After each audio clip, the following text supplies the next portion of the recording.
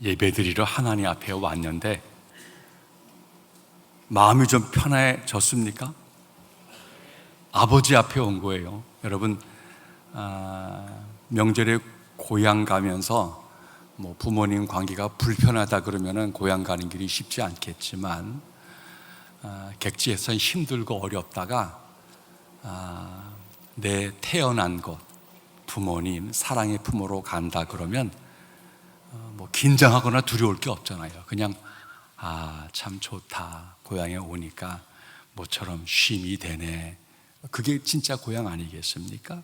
예배를 그렇게 드리러 온 거예요. 그러니 예배 너무 잘 드리려 그러지 마세요. 예배 그냥 드리는 거예요. 하나님 계시다, 하나님 좋아요. 그래서 하나님 안에서 힘들었던 짐들이 이렇게 풀어 헤쳐지고 찬양 부르니까 좋네. 아이고, 참 내 마음에 힘든 거, 이 무거운 짐을 기도로 내려놓으니까 좀 쉴만하다. 내가 좀 잘 몰랐는데 하나님 지혜 좀 주세요. 그래서 편안하게 하나님 말씀 듣는 거예요. 여러분, 고향에 오면은 잠이 잘 와야 돼요. 고향에 왔는데도 잠이 안 오고 불면증에 시달리면 그 고향이 아니죠.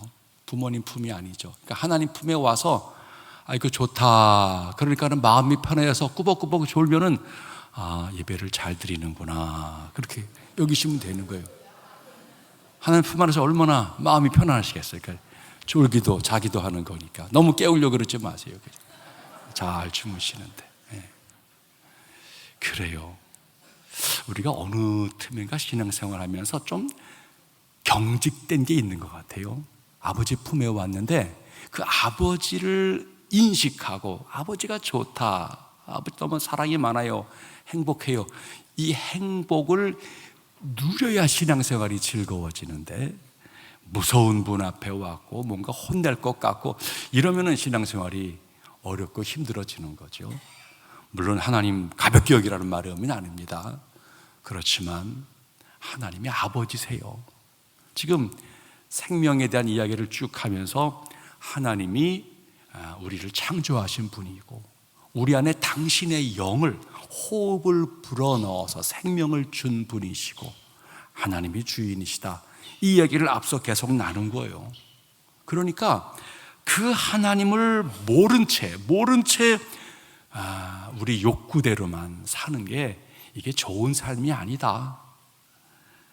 사람다운 삶이라고 말할 수가 없지요. 정말 사람들이 사람다운 삶을 살려고 교육을 받아요, 일찍부터. 근데 그 교육이라는 것이 우리 내면의 자아를 키우고 우리의 가능성을 이렇게 키우고, 그래서 뭔가 자기 실력을 발휘하고 능력껏 살고 모으고, 그래서 자기를 이렇게 높이고, 세상에 이제 그런 학교는 그런 삶에 대해서 계속 강조하는 거죠. 그것도 부분적으로는 우리의 사람의 삶이라고 말할 수 있어요. 그런데 치명적인 결함이 뭐냐면 창조주 하나님을 인정하지를 않는 거라.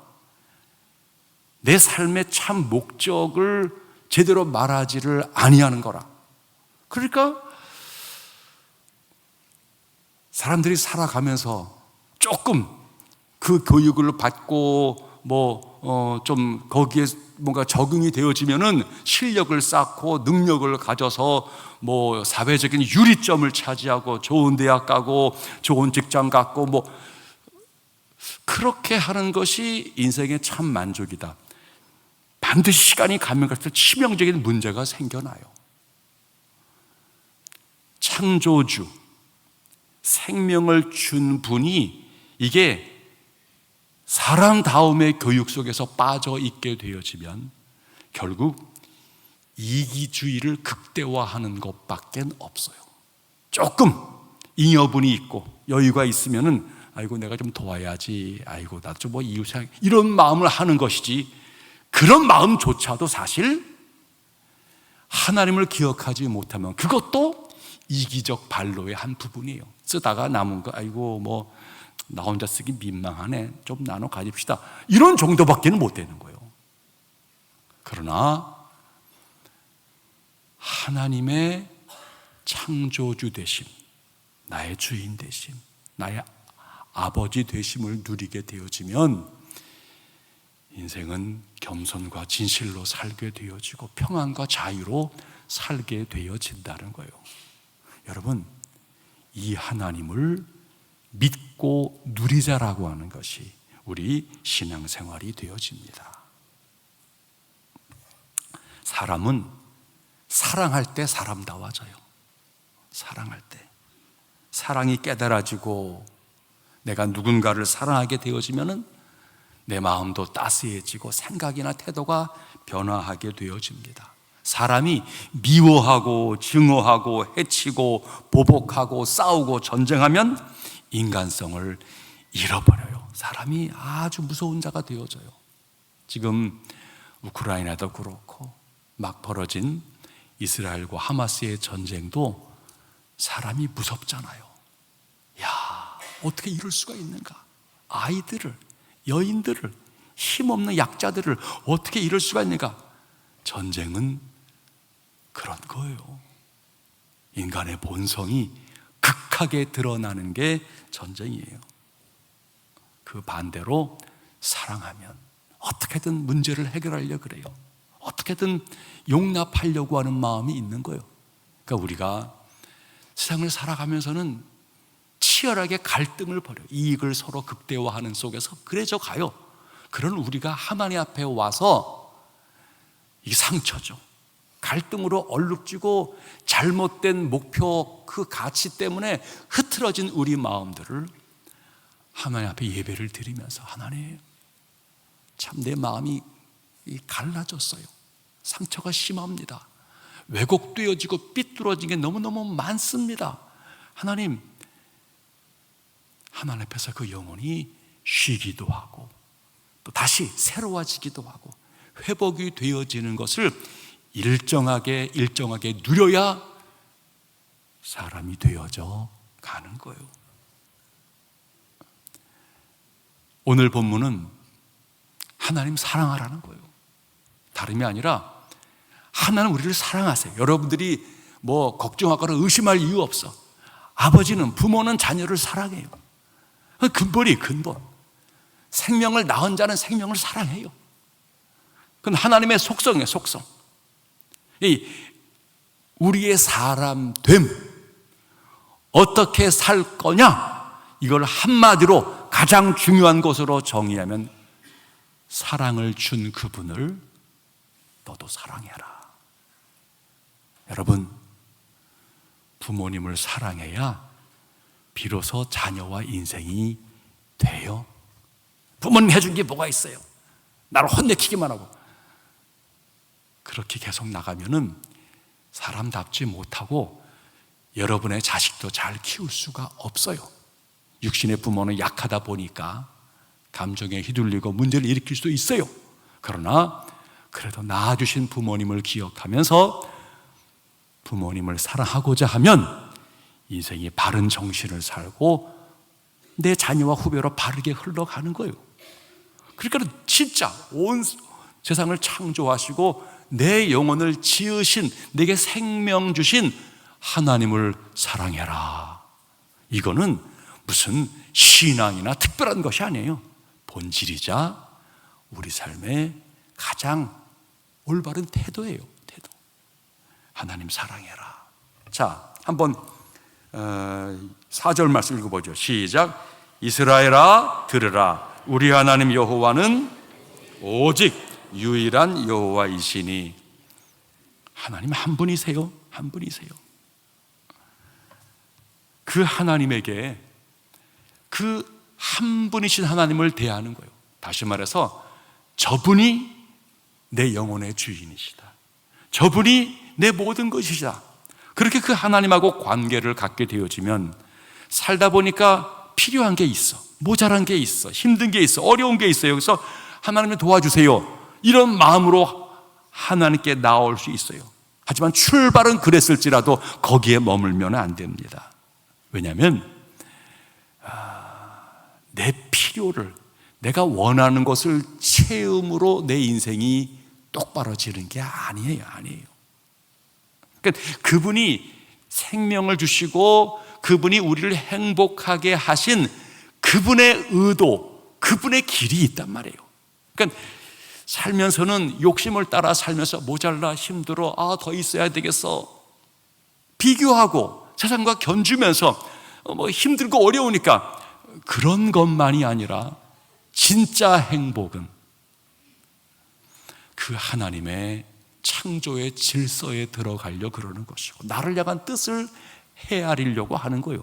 그러면 자유함이 생기고 담대함이 생기는 거예요. 세상을 살면서는 상대를 보니까 내가 모자란 거예요. 상대와 더불어 살아가면서 싸움이, 이 갈등이, 원망이 생겨나고, 사람 보지 말고 세상을 살면서는 어찌할 수 없는 그런 경계가 있지만 다시 주일날 예배하러 하나님 품에 와서는 하나님이 주인이셨구나, 하나님이 나를 이렇게 사랑하시고 내 영혼에 은혜를 주시는데, 이거를 기억하면서 내 영혼이 본질을 회복하고 갈 바를 돌아보게 되어지는 거예요. 하나님은 하나님과 이 바른 관계를 잘 가지면서 마침내 우리의 리액션이죠. 나도 하나님 사랑해요. 이 고백 속에서 우리 인생이 가장 제대로 된 인생으로 흘러가게 된다라고 하는 거예요. 여기서 인격적인 하나님을 만나게 되어져요. 하나님 사랑해요. 그 사랑해야 될 대상으로서 하나님을 알게 되어지면 진짜 바른 관계, 인격 관계가 형성되어지지요. 오늘 본문은 하나님을 만난 모세가 그의 백성들에게, 후배들에게, 야, 하나님이 유일하신 한 분이셔, 이분이 진짜 하나님이셔, 그분 사랑해야 돼. 어떻게 사랑해야 돼요? 한번 5절 말씀 보세요. 시작. 너는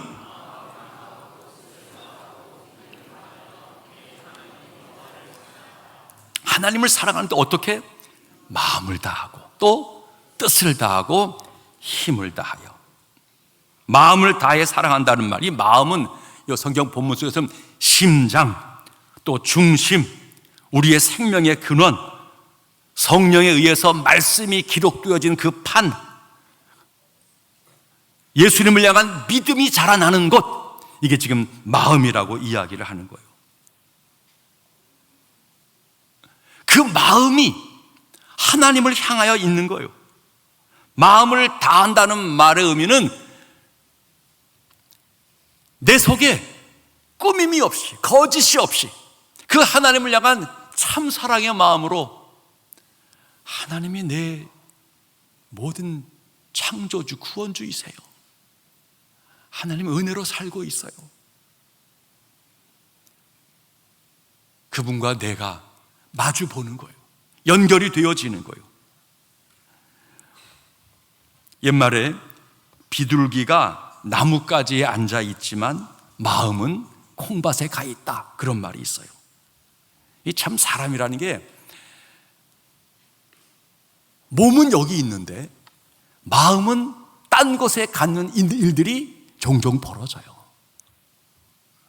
여러분, 가정이라는 게 뭡니까? 이게 이제 약속하고 결심하면서 가정 이루는 거거든요. 각각 살던 자들이 함께 살자, 사랑하니까. 사랑하는데 그 사랑의 내용이 뭐예요? 그래, 너는 나의 하나밖에 없는 짝이야, 그렇게 여기고 그 다음부터는 그런 관계를 살려고 하는 거예요. 마음을 다해 사랑하는 거예요. 몸은 살고 있으면서 마음이 딴 데가 있다 그러면은 결혼의 약속이 위험해지는 것이죠. 깨지는 거예요. 그래서 마음으로 사랑을 하려고 몸부림을 치는 거예요. 몸만 여기 와 있는 것이 아니라 생각도 정신도 여기 있기를 바라는 거예요.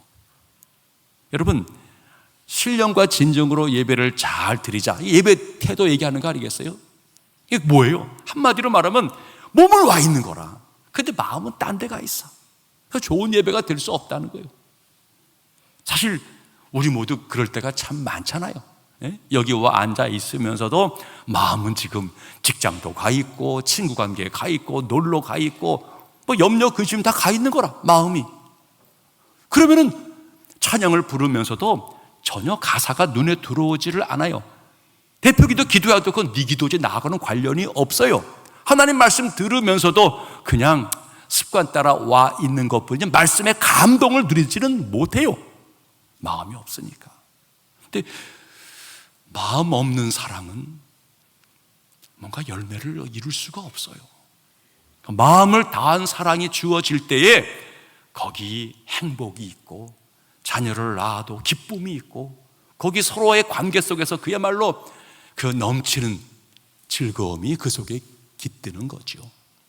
하나님을 마음을 다해 사랑하라는 거예요.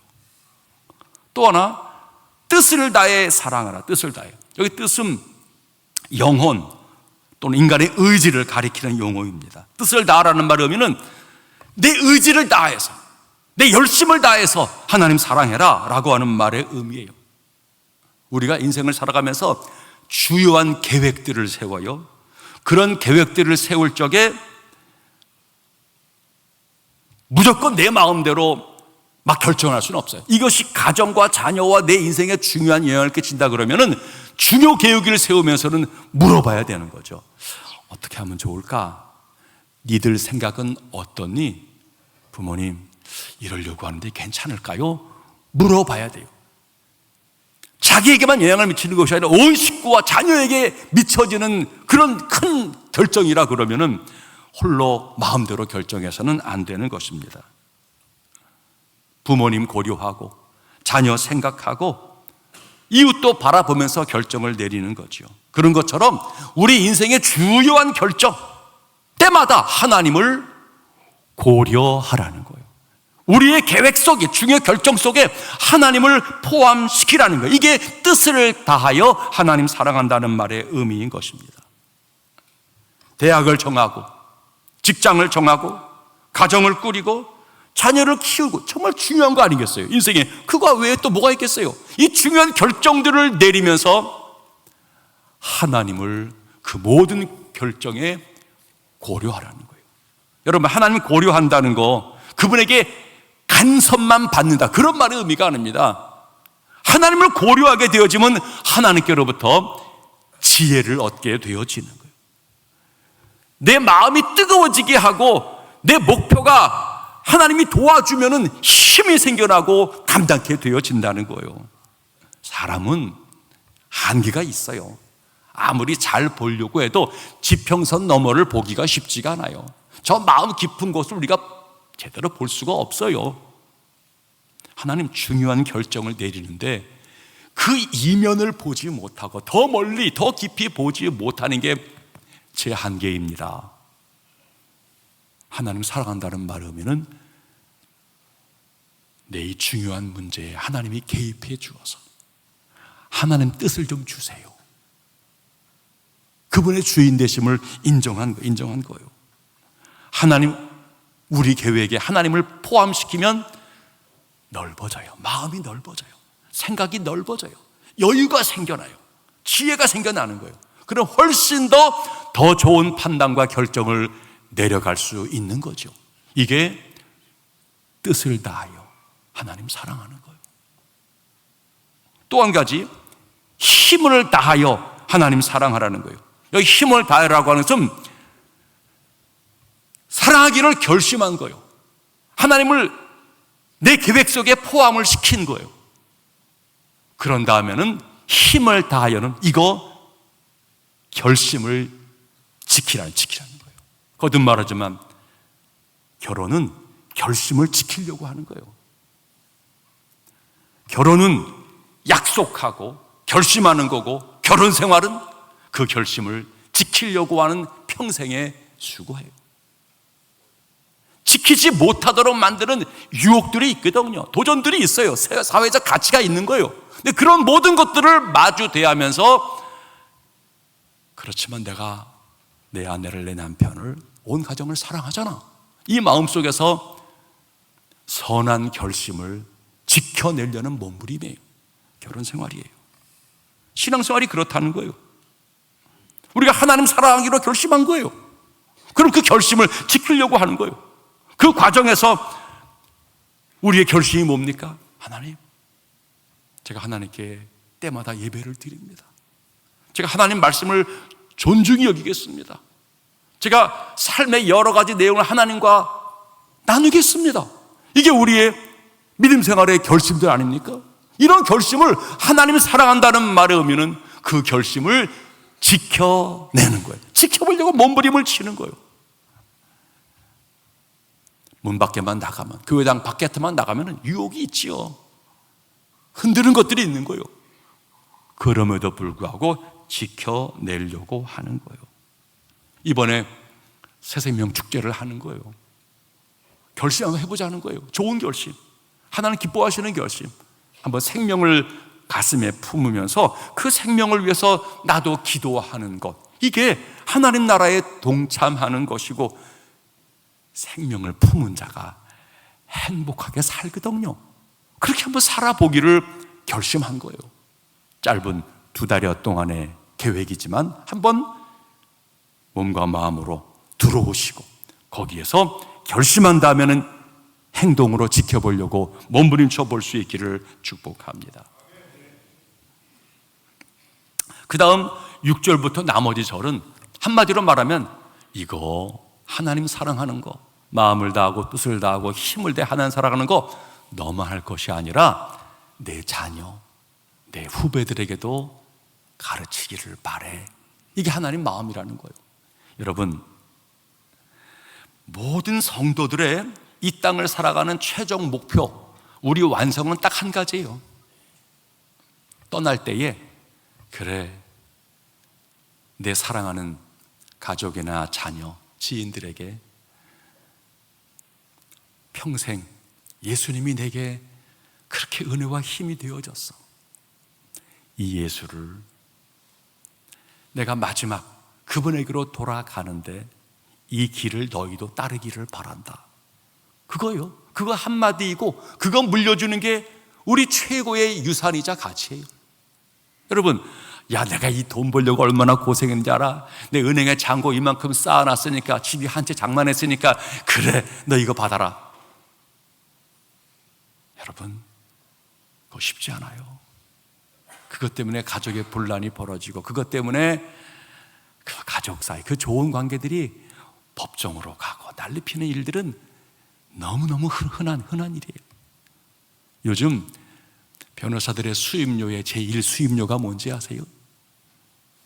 집집마다 이 물려주는 유산 때문에 벌어지는 분쟁에서 변호사 수임료의 일본이 다 유산 문제예요. 유산 문제.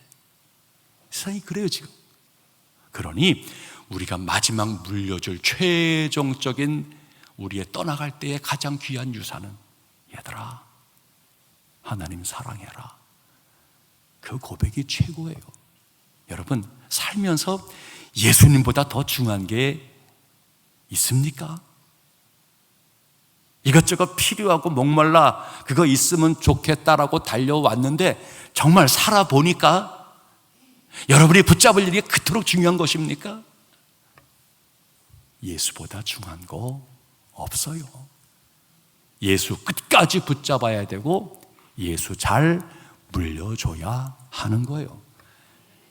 그거밖에 없어요. 그거밖에. 여러분, 그 신앙이 아름답게 잘 유산으로 물려지면요, 걱정하지 마세요. 지금은 조금 가물어서 열매가 없는 것처럼 보여도 신앙이 잘 물려지면 하나님이 때를 맞춰서 반드시 열매를 맺게 할 때가 옵니다. 그런데 세상 그 어떤 것으로는 지금 열매가 있는 것처럼 보이지만 한두 해 지나면 더 이상 농사가 안 되는 토양이 될 수밖에 없어요. 예수가 가장 위대한 복이고 물려줄 자산이에요. 그 영혼의 대물림이 있기를 축복합니다.